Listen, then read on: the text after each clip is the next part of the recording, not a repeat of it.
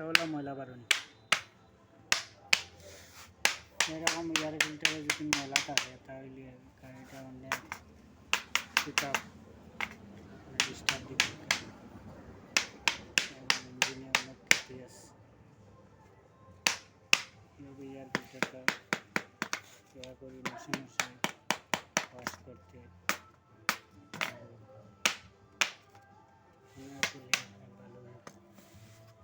এটা বালু ঢুকাইছি না, এটা বালু গাড়িতে এই গাড়ির মধ্যে থেকে এটা বালু আর হয়েছে, তাকেও ঢুকাইছে না এটা বালু। এটা অনেক সোফা হয়েছে আমার। এরপরে এটা হাওয়া মারমু, এটা হাওয়া মারিয়া লাগাই, এটা দেখতে পারো আমার যে